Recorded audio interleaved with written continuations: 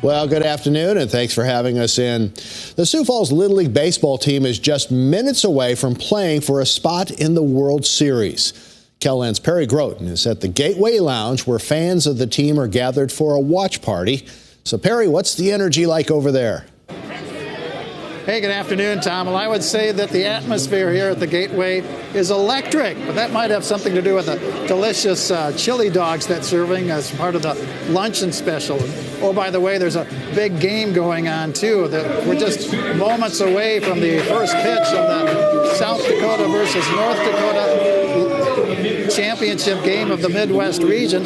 Fans are already cheering as we're just minutes away from the first pitch. Now, you got to kind of like South Dakota's chances because they beat North Dakota, the same team that they're playing today, just a couple of days ago. So hopefully they can win 2 games in a row against them. And then the winner will, of course, advance to the Little League World Series in Williamsport, Pennsylvania. That takes place next week. Now, the Gateway management has a history with past Little League teams from South Dakota, and they tell me that if the South Dakota team wins today, they're going to be hosting a fundraiser to help pay for expenses to that World Series game. Now, coming up tonight on KELOLAND News, we're going to talk to one of the fans here who has a nephew playing in this big game. We'll hear what he has to say about all the action on the diamond coming up tonight on KELOLAND News.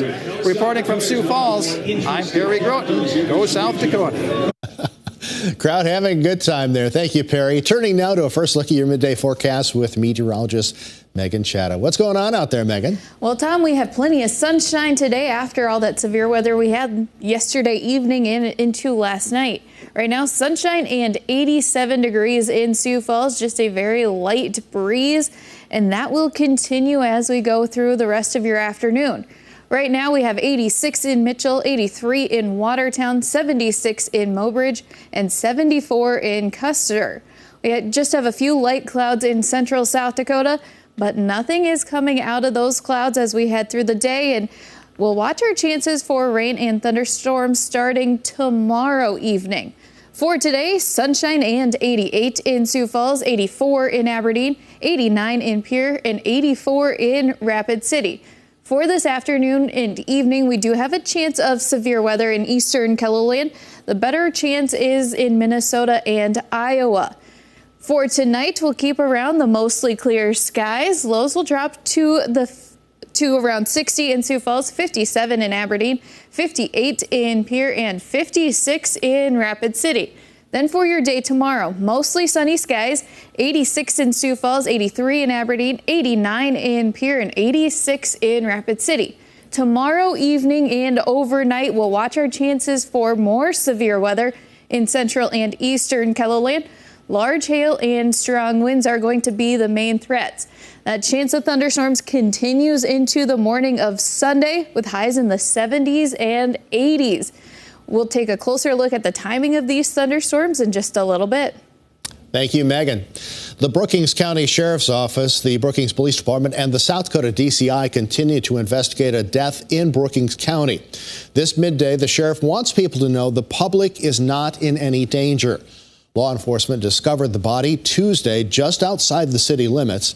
Anyone with information about this case is asked to contact the Brookings County Sheriff's Office at 605-696-8300.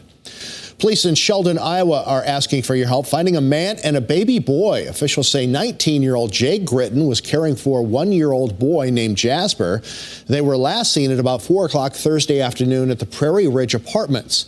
Now, since then, authorities say attempts to contact Gritton have been unsuccessful. If you have any information on where Gritton and Jasper may be, you are asked to call the Sheldon Police Department. The federal judge overseeing the election conspiracy case against former President Donald Trump has agreed with his defense attorneys on a looser version of a protective order for evidence in that case. But U.S. District Judge Tanya Chutkan has largely sided with the prosecution on what sensitive material should be protected. The judge rejected prosecutors' broader protective order proposal that sought to prevent the public airing of all evidence they handed over to Trump's defense team.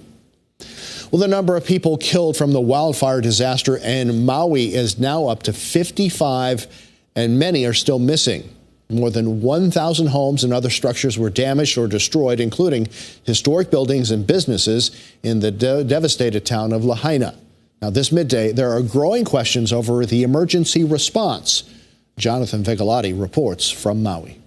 It's been 3 days since multiple wildfires tore through Maui, claiming dozens of lives and destroying hundreds of buildings. What we saw was likely the largest natural disaster in Hawaii state history. 80% of the tourist town of Lahaina is gone. Thursday's sunrise gave a full picture of the damage left behind. Entire blocks of homes and businesses wiped out. Some residents told us they never received official warnings. I realized when it was time to go when the smoke was so dark, we could not see anything outside. Liza Tobias took these photos as she fled her home. She returned on foot Thursday to find it in ruins, and her father, Carlo Tobias, missing after he refused to leave Tuesday night. I wanted to force him to come with me, but he was very hard-headed and he didn't want to come. Many who escaped the flames are now waiting for roads to reopen to see if their home survived. But others who've been trapped inside by those same road closures are running low on basics. Blue Hawaiian Helicopters has been gathering essential supplies and carting them to their choppers, where they pack as much as they can for people running out of food and water. This is really the only way to get around these days. It is, unfortunately. We joined them yesterday for their second full day of deliveries. I got a text this morning for a coworker that they're running out of food, so when our people need them, we're there. As soon as we arrived, the Blue Hawaiian fleet was greeted by the fire department, who helped them unload the supplies and then helped them reload with evacuating passengers. It does appear like a bomb and fire went off. Despite losing one of Maui's most beloved towns, Hawaii's governor is hopeful for Lahaina's future. It is going to take many years to rebuild Lahaina.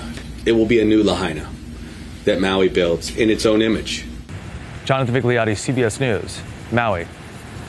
Just amazing to look at that video, isn't it? The number of dead is expected to rise even higher in what the governor has called the largest disaster in Hawaii state history.